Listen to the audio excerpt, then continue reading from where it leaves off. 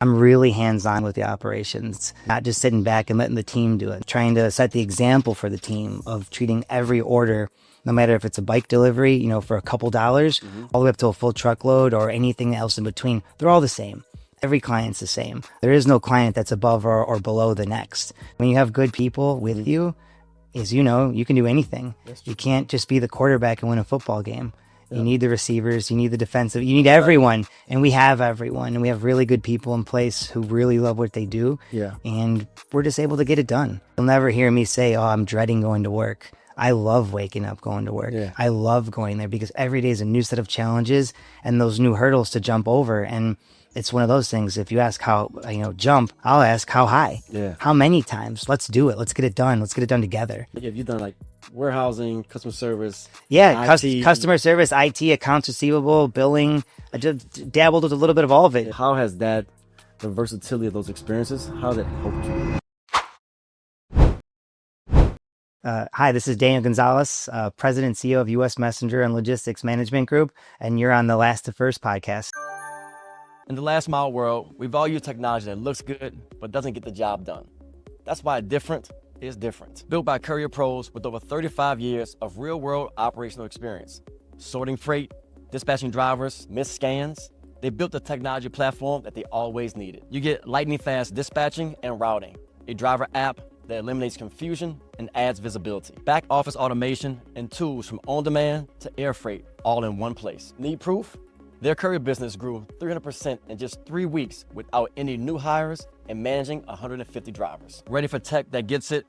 Visit deliverdifferent.com and book your demo today. Last2First family, Jason Burns. I am back for our next episode on the Last2First podcast. We bring the best of the best of the best to the show. And today is going to be a treat for you.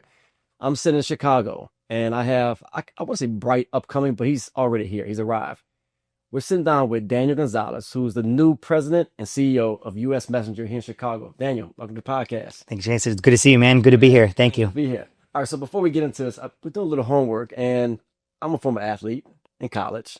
You're a former athlete in college. I am. You were a bowler. I'm a bowler.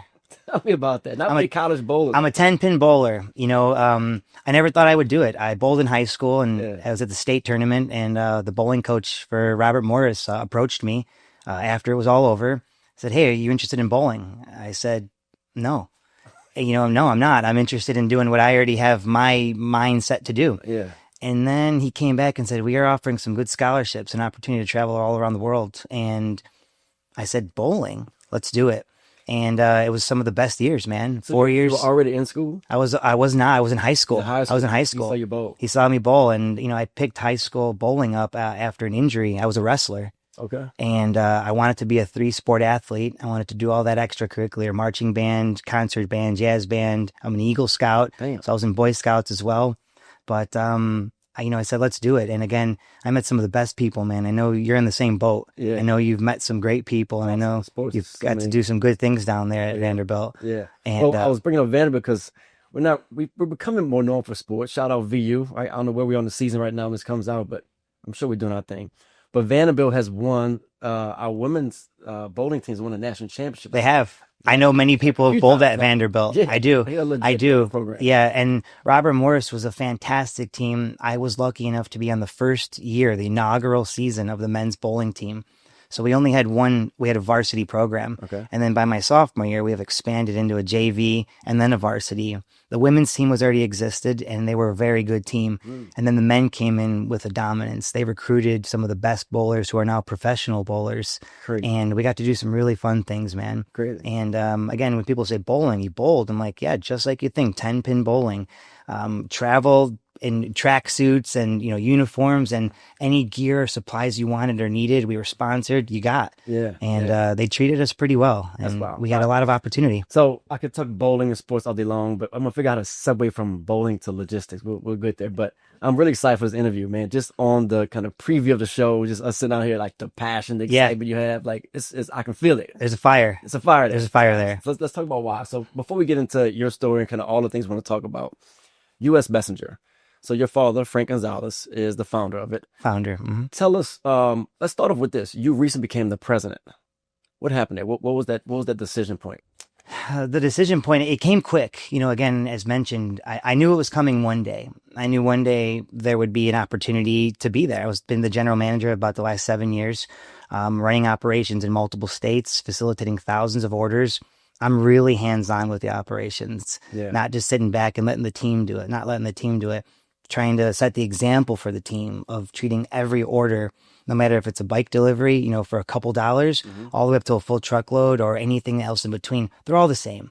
Every client's the same. There is no client that's above or below the next. If you treat them all equal and instill those things and your clients see it, the relationship's already there. The relationship's there. It's not because they need to use it. It's almost because they want to use us.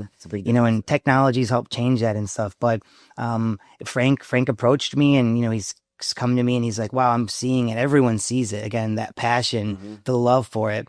You'll never hear me say, oh, I'm dreading going to work. I love waking up, going to work. I love going there because every day is a new set of challenges and those new hurdles to jump over. And it's one of those things. If you ask how, jump, I'll ask how high, how many times. Let's do it. Let's get it done. Let's get it done together. That's just the mentality. Yeah.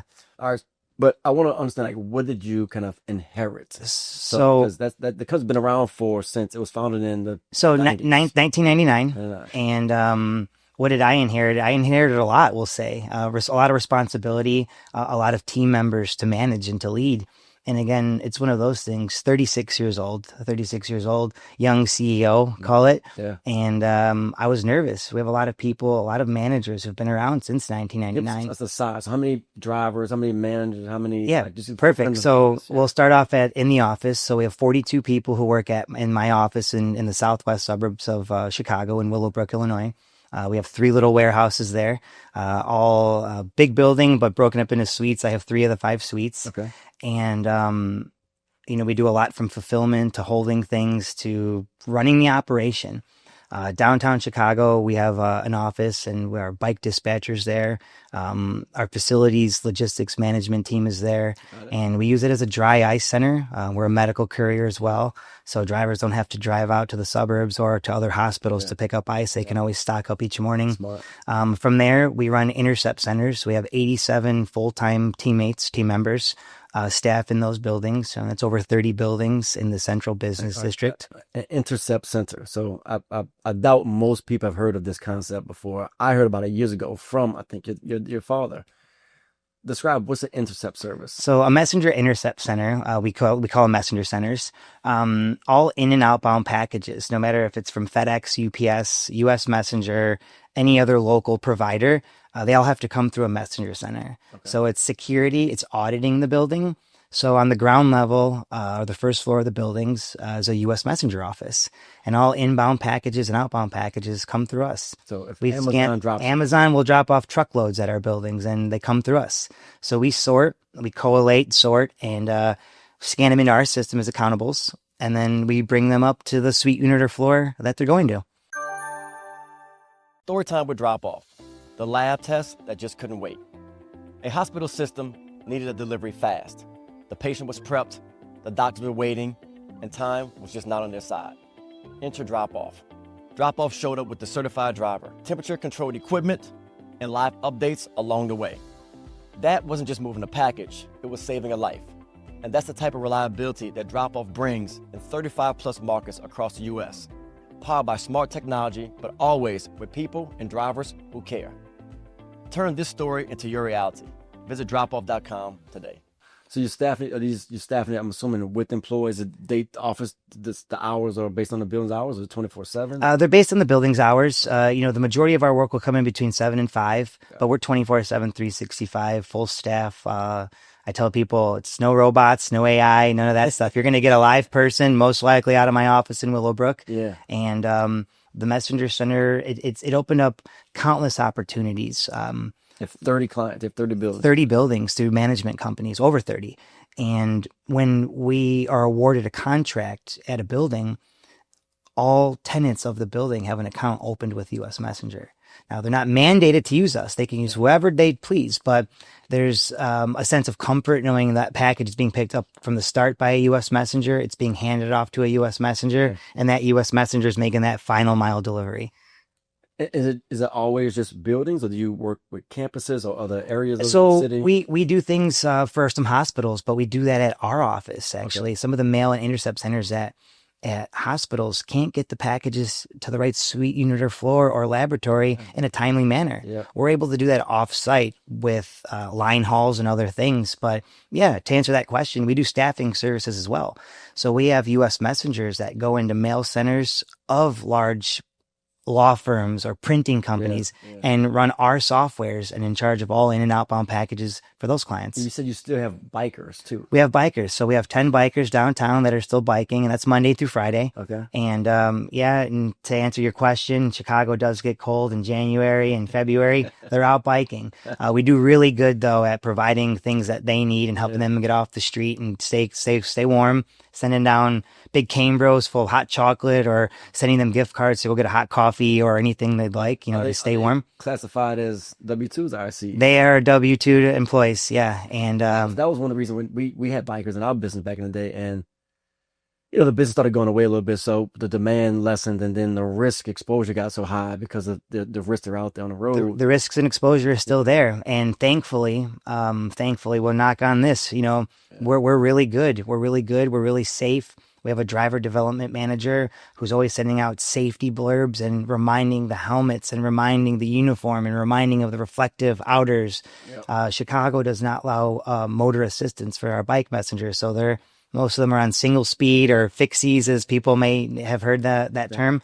But we have cargo bikers as well. So the bikes have big racks in the front or the back, and they're able to quickly get into buildings, get that freight, even if it's to hand it off to a driver or a van. So that way they don't have to look for that loading zone, spend time waiting for a freight elevator and doing all of that, paying for parking. Loading zones in Chicago are real. They're like almost a thing of the past. Yeah. This is true urban delivery. Yeah. But we do what it takes to get the delivery done. And the bikers are a huge part of that. Before COVID, we had over 30.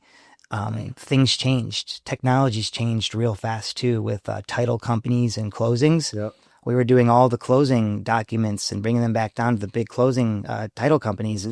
Now there's no such thing as DocuSign. So it's like DocuSign, and technology's helping, technology's hurting, technology's also helping us find new verticals to get into. Okay. We'll get to that in a second. I know I cut you off. You were describing kind of the size, scope of the business. I'm not finished off yet. Yeah, no. So then we have 110 drivers who are independent contractors who do our on-demand deliveries. Last year we did it was well over 110,000 on-demand deliveries in the Chicagoland area. Wow. So again, that's Monday through Friday. That's 7 days a week, Monday through Friday, a majority of the work. Okay. But you never know who's going to call on a Saturday or a Sunday night. I mean, just this morning at like 2:30 this morning, we got an inquiry from a law firm asking if we can take care of moving a few mail totes, and guess what? That order's booked and done. So and it's like, and now that's hopefully a new client who's going to reach out tomorrow or the next day. And you just treat them all the same, and good things will happen. Now, your origin story. So I mentioned your dad founded U.S. Messenger. What's your earliest memory of like the business? Oh man, I grew up in it. I know you grew up in it too, Jason.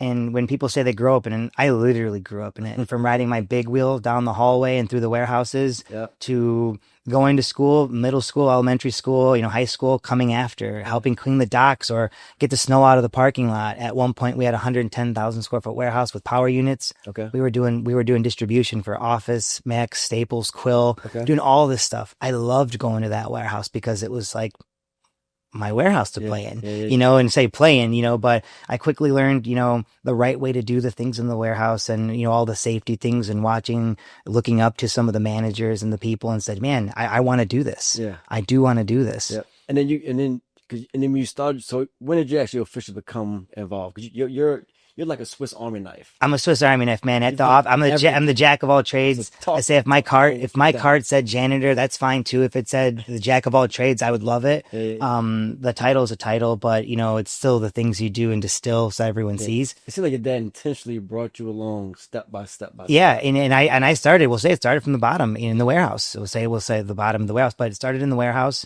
Loved it. Was able to come up with solutions that we're still using 18 years later for some of the clients. The technology, the management software we use through Key Software Solutions is a big part of the success we've been able to achieve, keeping that nice and the clients getting the updates they need. But going from the warehouse again, now we have 2 full-time warehouse that does collation, fulfillment. We do a lot of things for like the Chicago Fire, big insurance companies.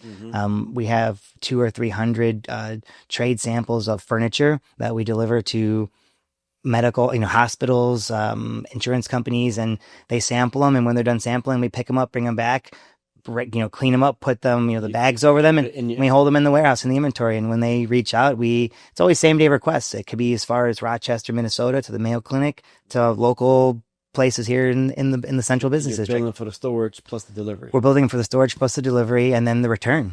So it's multifaceted. So it's not just we like the pairings of our services and the offerings we're able to provide. And if we don't have that service and that offering and it looks viable and other people can utilize it, we're all hands on deck to come up with the best way to get it started. Yeah.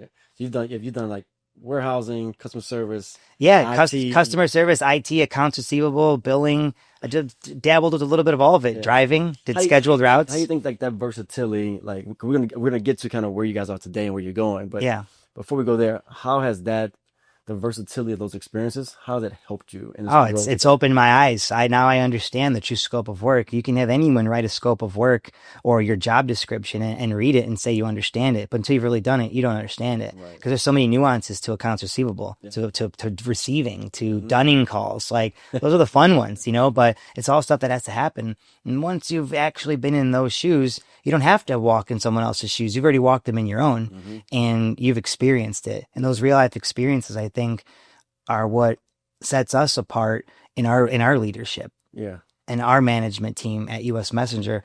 Everyone was a driver, and we've all been around a long time. And from human resources management, her mother was human resources at our business before. And it's a family affair. It really is. It really is. I love it. It reminds me a lot of how our business was set up. But one thing you guys have done, you have so many different verticals and services you offer.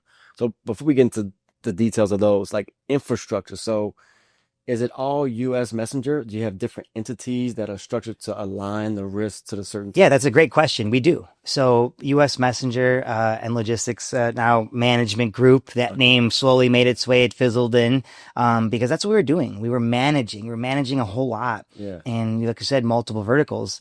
And yes, there are. So our independent contractors contract through Bright Star Logistics, and we use someone a lot of you are familiar with and have heard. We use OpenForce, and they're a great set of people, and they're the ones who help that 100,000 plus deliveries. And this year on pace to do significantly more.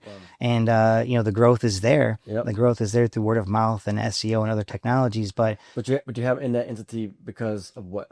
And it's a lot of things, and a lot of it stems back to insurance. A lot of it stems back to what you said, the risk management, the liability, and it's in everything we do, as you know firsthand.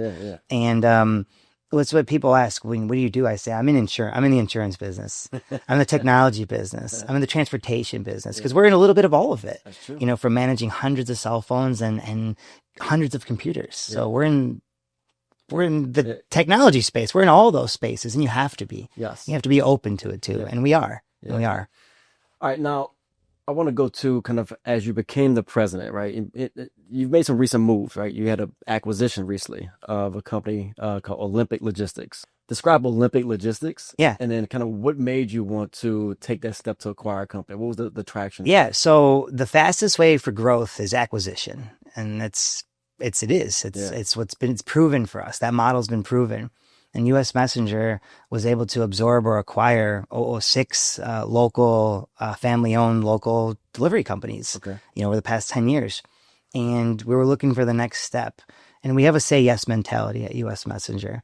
If a client calls in and they're a law firm here in Chicago, but they have a small office in LA, we have someone. You don't have to go find someone. We'll facilitate that delivery. Yeah. And we've partnered with people through the CLDA and through Accelerators Interconnect and just friends we know in other places. And it's real good to have friends in places so you can say yes. Walk through an example of that. So give me an example of a client and how you actually leverage it. It's perfect. So as many of you know, Lorena with Pearl, Lorena helps us out with the scheduled delivery Monday through Friday. We have for a current Chicago-based account that has one need a few days a week in LA. We do the same thing in Kentucky and in Indiana and Iowa, Wisconsin. Instead of sending our guys out there trying to hire someone, we can just partner up. And that's what it is. I feel like years ago, it was private. We weren't disclosing as much information. Well, nothing's a secret anymore. The internet blows it up. If you want to acknowledge the good things that you're doing that are happening, they're going to see it too. Sure, competitors, but we don't look at them as competitors.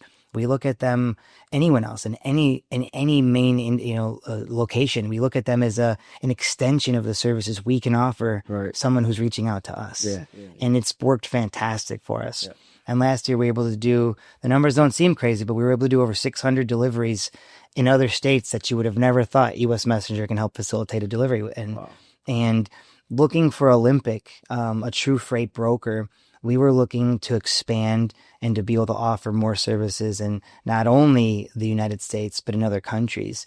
And we now ship internationally. We're in Canada and Mexico often. We're getting needs to ship to military bases overseas. We're shipping stuff to Germany, London. Just 2 weeks ago, a law firm in Chicago needed 3 file boxes to get to London by 5 p.m. the next day. Well, guess what? We got those to London by 5 p.m. the next day. And there was a happy person at the other end to receive that. We've all heard the saying before, trust but verify. But in the last mile, when you're working with agents and master contractors, verification is manual, complex, and very rarely achieved. Enter GigSafe. GigSafe solved the problem that matters to you most.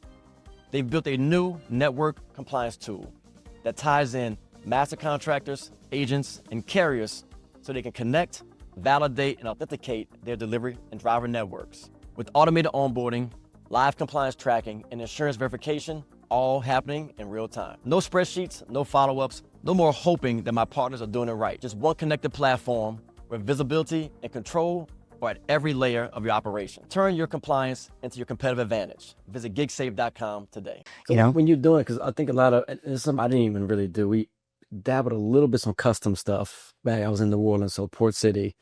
But I get questions all the time from people who say, I need to get something internationally. What's step one? What's step two?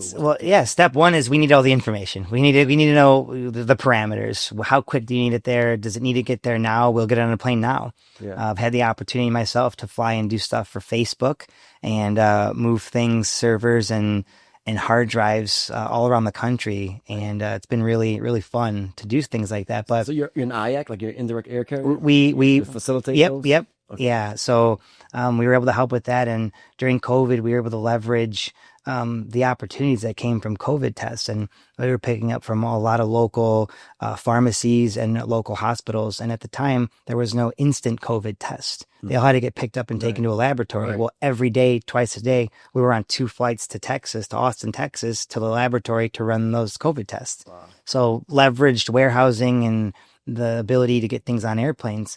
But the first step is getting the good information. The second step is having good freight forwarders and partners to work with. But we can facilitate moving anything you need international. And it's having Olympic services and offerings and agents of over 30 years. We've been able to do some really awesome things. Built a network of trusted partners. That's what this is. It's a network and the say yes mentality and the network, it's a win-win for everyone. It's a win-win for agents, for independent owner operators that we deal with directly, for other logistics companies that are just like U.S. Messenger and other places that they can count on us to reach out to help them have business. It's a great feeling. No, it's awesome. So right now your focus is where? So when you're looking at, your role, U.S. So I know it's all kind of under the USM umbrella, but where do you spend your time focusing at? What's the biggest? That's a great question. Well, if you look at it in ROI, it's It's Olympic. It's with Olympic Logistics. Just because it's a different game. It's a different game. We do. Some of the clients will reach out again. I was mentioning 56 truckloads with disassembly and assembly of sets, experiential sets. Yeah. It's things like that. And I can go a couple weeks and not get 56 full truckload requests locally, but I can get it internationally or domestically across the whole country. It's great to establish new relationships. It's got me on the road a lot more. Okay. Olympics offices are in Scottsdale, Arizona. Okay. So I've been out there quite a bit, and the clientele is not like US Messenger, where majority of our clients are Chicago based. Olympics, the clients are all around the country. They're in Canada, they're in Mexico, they're all over. How do you find those clients? How do they find you? That's a tough one. There's word of mouth, but we find them. We find them and we just tell them straight up again how we are, who we are. And after the first interaction, again, they'll see a passion, they'll see an understanding, an opportunity. We just want one opportunity to showcase what we can do. Yeah. And a lot of people are blown away at the customer service, the response time. Yeah. We're like an emergency courier provider for one of the largest chicken hatcheries in the United States. And they call on us 24/7 for emergency orders. This morning before I came in to meet you, I placed 2 orders and they're all hot shots. And again, we use agent partners all around the country to facilitate this. And we come off looking like what we are. A hero for them, so don't use that word lightly either, but sometimes, there could be a plant down and it need that part. And guess what? We're facilitating that delivery. One more question before we move to another subject. Probably maybe about 5 years before we sold QCS, we became a licensed broker. And so we started to do the same thing, kind of local shipments. And the theory was really to do the same thing, to be able to take an existing customer relationship and help service them in other markets, right? And leverage the network that we built over the years with CLDA members, ECA members, other people involved in the industry. And what I noticed was, okay, if I can do that effectively, I can yield about, most times you're marking it up 15, 25%, somewhere in that ballpark. It kind of depends on the situation. But there's an element of control you lose when you do that. So when I am broken out I'll use Lorena example. Lorena, I love you, that Pearl was awesome. But let's say Lorena doesn't do a good job for whatever reason. Now someone else is potentially affecting not just the relationship you have with that customer for that delivery, but all the other markets. So how do you ensure that it's a worry? We try to vet well. We have many agents reach out to us without us soliciting to look for them, looking for work as well. And we use other programs like Highway and other things to vet.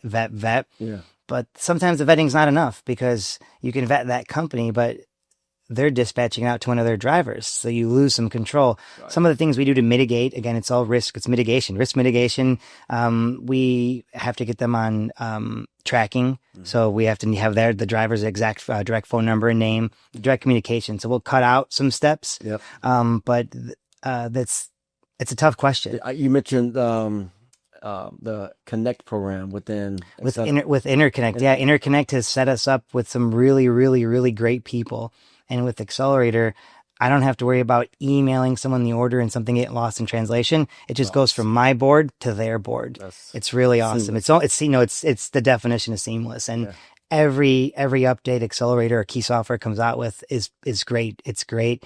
They really take the questions and the concerns you have and help create a TMS it's really good for us. It's really good. Yeah. But again, it's a vetting process. It's a trust process. And like you said, someone else can make that late delivery and it comes back to you. Says how you handle it. Yeah. We're straight up with everyone we do work with. And I think the more honest you are with them, the better it is for everyone. Yeah. It may not be news they want to hear, but it's news you have to deliver. Yeah. So you've been in this for almost 20 years, right? I mean, you grew up in it like I grew up in it. Yeah. So you've seen it's longer than that, but 18 full time. Yeah. But you've seen this thing evolve from the days when your dad got involved. I was joking with someone the other day. I got our old dispatch board with like a carpeted wall. I said this a couple of times on the podcast, and you slid an index card from left to right based on the stats. Oh man, hearing how they used to get their start on paper was wild. I can't imagine doing what we do on paper. I just can't. I love seeing it on the screen, and the reports and the data that I can pull even from my cell phone is unbelievable. But how I've got to see it change is unbelievable. Yeah. It's been not even a 180, Jason. It's been a 360. Yep. It's turned around. It's maybe even more than that. But technology, I've mentioned it earlier, technology has been the best thing for us. The ability for our clients to have an app to place orders with, to track, to have their phone book and their client addresses uploaded, but the ability to do it on your computer, your tablet, to phone it in, sure, that's what they've always done, but it's great.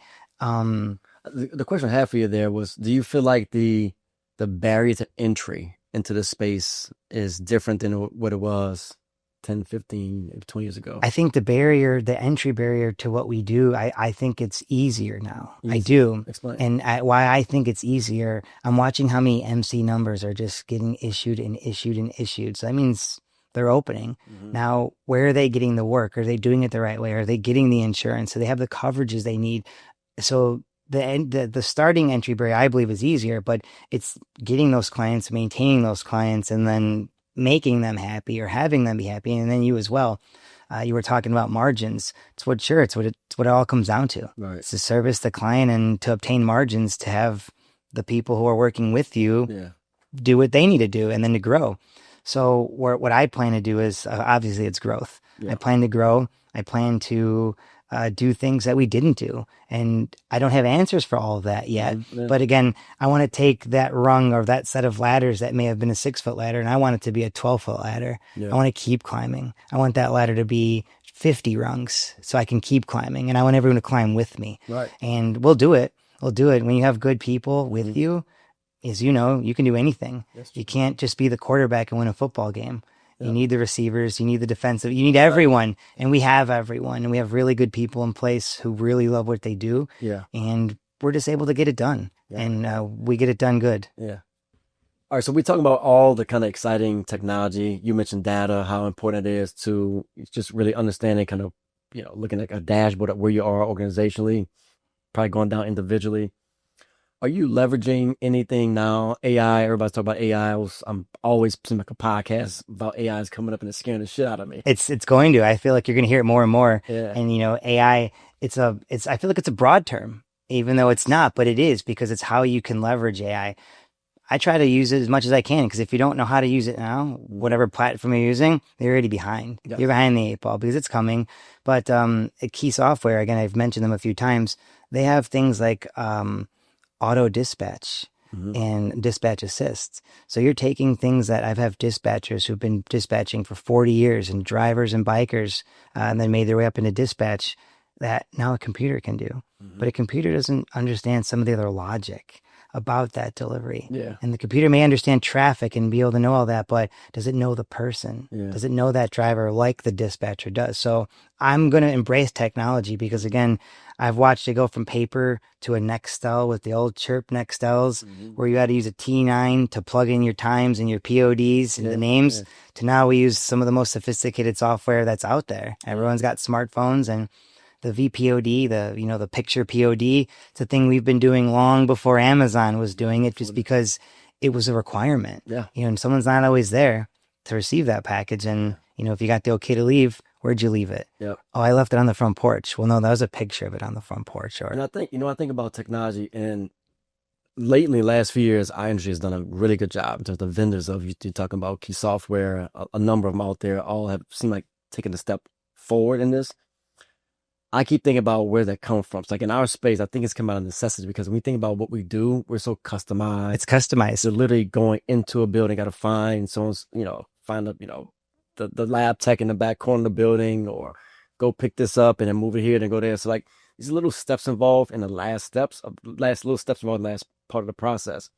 I can't wait for someone to come out with the Ray-Ban glasses now.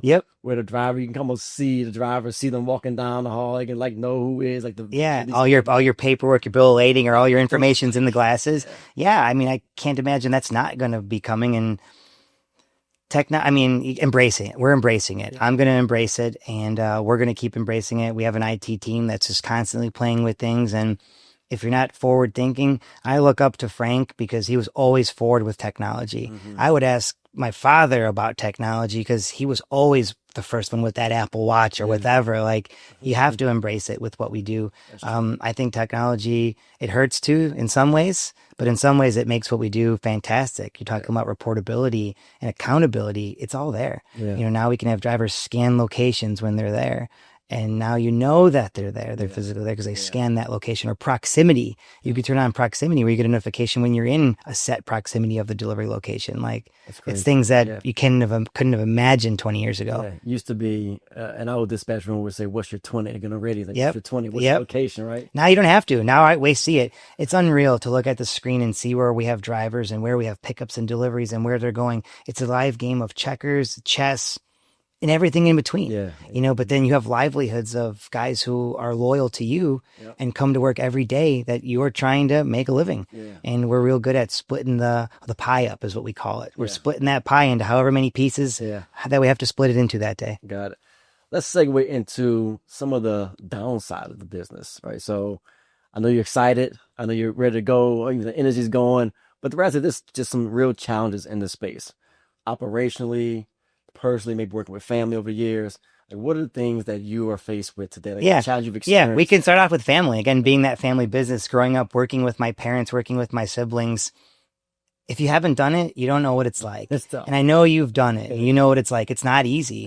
And a lot of people say, man, you're so lucky. And in a way, I am extremely lucky. And I understand that. And I've understood that for a long time, that I got to watch from the example that Frank and my mother Diane, who's been along that ride since day one as well, and just as much her company as it is his, and they still are working, every day, and just to watch the care and the raw emotion, because it's there, it's through the ups and downs, and when you can share that with your family and to know that they're counting on you to continue their legacy of what they started. It's an unbelievable feeling. I'm telling you. And I know that generation passed down to generation, the first one's usually the easiest. The second to third is where most businesses are going to hit it, and things can happen. We don't have any of that plan yet because there's a long time, but I'm going to do everything I can to set that up to continue. And again, with the good people that you have, the great people that we have, it should just continue. And Frank and I's logic is there's always going to be a need. Technology's removed a lot of what we do, but it's also given us more opportunity that we're just going to have to always find the next need or the next need someone comes to and turn it into something that can continue to grow. Because we don't want to start something that's just going to work for a year. We want to start something that's going to continue to grow, like the messenger centers. What do you think, like, when you sit back right now, what are the biggest challenges, think that you're either personally facing the business or your team? Like, what are the needs that you have now? I think the needs are the say yes mentality we have is also being used by a lot of people. A lot of people, I think they'll underbid to get the work and then realize later they made a mistake. And then you may have lost that work, but guess what? It usually finds its way back. And it could be, you're not always looking for the cheapest provider. You're not always looking for the most expensive provider. Sometimes it's that oatmeal or that porridge that's right in the middle, and sometimes you are high or low, and we appreciate feedback no matter what it is. And we live for the feedback, and it may not be through a Google review. It just may be a quick note, but if we can't learn from that feedback to fix it for the next time, did we deserve to service that client? It should be a set it and forget it with us. And that's what we like to do. But there's going to be plenty of challenges. And again, I think the say yes mentality is going to be great, but I think the say yes mentality, when other people start seeing it and they say, I can do it too, and I can do it at a different rate or a different way, it's going to hurt just the client themselves and us. But, you find that, so you're talking about like competition, maybe whether intentionally or unintentionally kind of maybe undercutting the market. I've heard say on this podcast several times, I think we're our own worst enemy sometimes with this, and that we're devaluing our services. And ultimately it has to play itself out where it's going to show it's true. Well, it has to. And again, the cost of living increases, as you know, and then with the tariffs, we haven't even talked about that, but that's a whole thing in itself. There's a lot of uncertainty. Even the cost of groceries, the cost of living, again, the cost of everything has gone up. Nothing's gone down. Well, the cost of logistics is going up too. The price of fuel, and every week we reevaluate what the fuel charge is, the fuel surcharge, and all these other things. But if you're not on that and actively sharing that, it's hurting you. Do you feel like you're able to, like, when you think about price increase, I'm just thinking about something out loud now. We would struggle with our business. Like, we would try to do annual price increases, but it's hard sometimes because whether you have a contract client or you're just kind of concerned about what we talk about, a competitor now being able to kind of undercut you. How do you look at when you assess price It's a increases? tough one, and it's something our business development team always has a hard one to swallow, because ultimately the clients will reach out to them and say, "Hey, what's the deal? Why is this? Was this rate was, last year at this time, or last month at this time? Why this?" But we try to hold steady as much as we can. The cost does go up. Yeah. Our operating cost goes up. Our cost to insure, our cost of technology goes up. Everything goes up. Even your leases and locations and leasing the vehicles back out, all that cost goes up. The price of fuel, again, it all goes up. But it's something we've been pretty lucky to not have too much pushback. Okay. It's a get what you pay for. Yeah. And if you want that nice, clean, uniformed employee to come and have that new technology, Yeah. and you knock the service out, sometimes they don't care Yeah. what that rate is, if you're getting it done. When you have with going right to your the intercept messenger. So from a pricing standpoint, is that transactional? Is like a set rate recurring? They're set rates, they're agreed upon rates, and we'll set out contract. It could be a year, 2 year, 3 year. It's like a monthly rate. It's a monthly rate, Okay. and then there is factored in with most of them an increase each year, Okay. and that increase is to cover that cost, the cost of living expense that gets passed directly back down to our teammates at U.S. Messenger. Yeah. Yeah, so it works out. It does, and and then everyone's looking for a way to save. Everyone's looking for a way to save, and we want to provide value. We want to be the solution, and sometimes the solution does come with an ability to provide that discount. Other times it doesn't. Yeah. That after hours or that emergency delivery that's got to make that next flight. We do what we can, Yeah. and that's what we do. And we don't hear too much pushback on the rates. Well, that's a good thing because it shows that you are aligning yourself with the right type of partners. Right? I found it took me a while to figure this out too, but eventually I started figuring out what clients really appreciated value and which ones were just kind of. It was almost like smoke and mirror. They say one way in the RFP process, but then when you get to it, it's all price. Yeah, and not all orders or requests to move something as a good. It's not all a fit. Yeah, it's not. And right. and if it's not, it's not. And you don't want to take on work that you can't succeed with. But again, come up with that solution to succeed. Yeah. That's what our mentality is.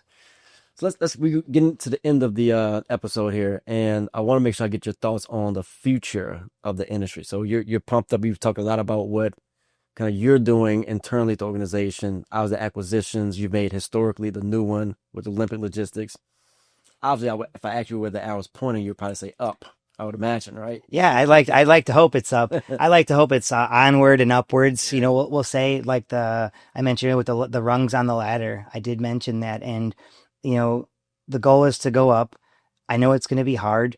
I know the entry barrier is going to be, there's always going to be a competitor. I know we're going to try to acquire. We're going to try to have good people. It's going to be a tough one. I know it'll be tough. Nothing's easy anymore. Yeah. And again, I can say it until I'm red or blue in the face, but when you surround yourself with the good people who really have that passion for it too, it makes things a whole lot easier. And where I think it's going to go, I think we're going to be I think it's going to be tough for everyone. I think the uncertainty with in politics, we'll call it, I think the uncertainty of the economy right now, we're not seeing people spending any less. We're not seeing that directly, but it hasn't hit yet. When these tariffs come through on here, copper or aluminum, 85% tariffs, it's going to affect someone somewhere. And I know it ultimately affects the end user, which is all of us. So we're all the ones paying for it. But I think companies like U.S. Messenger are going to keep paying for it. And, the costs, as of the insurances and things, they don't go down. They don't go down. You can be good and you cannot put in the claims, and it just doesn't seem to go down. But it's.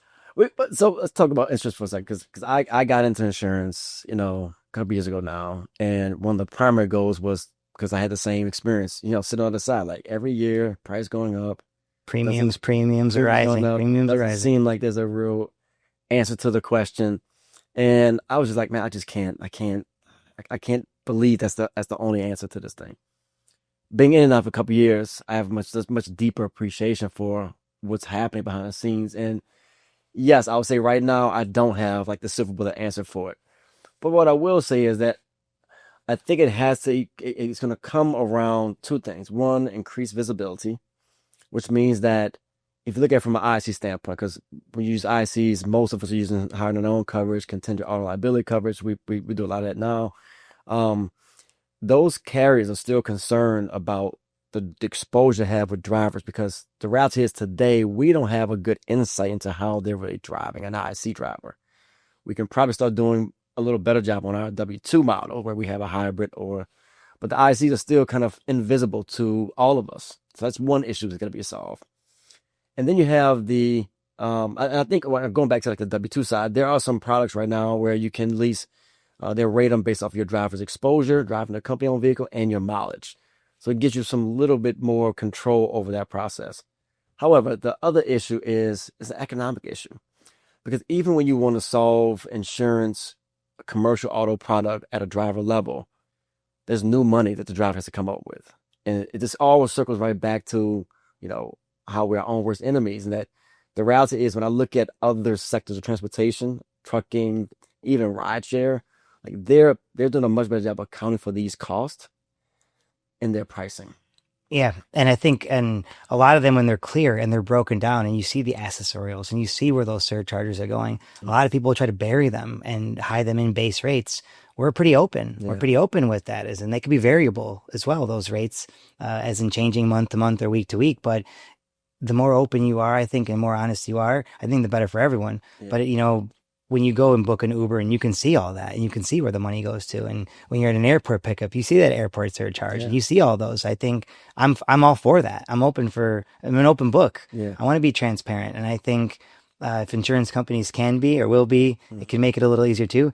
But I think we can leverage technology to do some of those things, like when independent contractors driving for us and they're logged in to their cell phone, and we can see the speed they're going, the direction they're going, what they're holding. Yeah. We can get those miles. We can give real data and we can give it back. And it's what the insurance companies want to do with it. I can tell you, we clocked some miles last year. We clocked them, and it's, they add up, and through all the companies, we really clocked them. Yeah. And when you start talking about moving things internationally, there's millions and millions of miles we've facilitated in moving last year. So let's wrap up on the question I ask all guests is your Last2First moment. Just that moment that was pivotal to kind of put you in position you're now, put you on the right track. When you think about your whole career, kind of all you've done, whether it's personal or professional, kind of what's that place where you go to and say, this was a key moment for me? I think a key moment was one of them personal, is when I got married 9 years ago. My wife is in logistics, but not with us. Okay. Not with us, or at least not yet. We'll say at least not yet. something coming. She may not know, but that's for another time. But I think that was a pivotal moment because it helped. It was a start. It was a fresh start for us, even though things were the same, but they weren't. It was new. But I think at the office, it was when we acquired our first medical courier company, and it just went to show when we were doing work for like the children's hospitals and the things we were doing, and to know how important that it's not just moving an envelope. It's not just moving cases of water. Yeah. It's doing things that really matter. Yep. Things that are really important, for moving specimens, to moving corneas, for eye transplant, for other things. It's just, there's an importance. Again, I know I mentioned, but everything we move is just as important. It's whether it's an envelope or a full truckload. You don't know if that envelope was to secure a contract to build a new hospital, or if that contract was for whatever. But we've done things through foster agencies, and when I see some of those things, I like to do them at no cost. I like to help out. I know there was a displaced child down in Texas who came to the airport with his all of his belongings in 2 garbage bags. I ordered a backpack and had it sent to him, by a carrier down there when I saw those pictures. And then when our client came back and saw that, they're like, you didn't have to do that. I'm like, I didn't, but it was the right thing. Right. It was the right thing to do, but it's the giving back. We do, and we like to volunteer and have that community openness. But I think for me, it was understanding that every delivery you're only as good as the last delivery you help facilitate. And I don't want to just be good. I want to be great. And I want all of us to be great. I love it, man. And what I love about that is it's what's so great about this industry. There's a passion that you're exhibiting. It's a passion I've felt. It's a passion I see a lot in the space part of what we're trying to do here is to humanize the last mile, right? To share these real stories. Yeah, we're real people. That's what I say. I'll say it all the time. We're real people. If anyone ever wants to come by and see what it's really like, it's a blast. Yeah. It's unbelievable. Yeah. And you would think, wow, all that happens from here. That's where we get it done, in our offices. And you look at it and maybe see cubicles or small little corner offices, things happen. Yeah. We get it done. Yeah. We're going to wrap up there, but I want to thank you for being on the podcast. And really, I want to thank you for, we kind of came in the industry around the same time, share a lot of parallels, but seeing you kind of take the baton and not wanting to rest on the laurels that were set by your dad and the team before, but to really take it and go bigger, go faster, go stronger, go further, right? Yeah, to be known. I want people to think Chicago. I want them to think U.S. Messenger. When they think of Indianapolis, U.S. Messenger. When they think of New Orleans, somehow U.S. Messenger, but to help facilitate. I love it. Well, the future's bright, man. Keep going. Cool. Thanks, Jason. I really appreciate you. Last First Family. Jason Burns, I'm your host. Dan Gonzalez, U.S. Messenger and president of Olympic Logistics. We're out. Peace.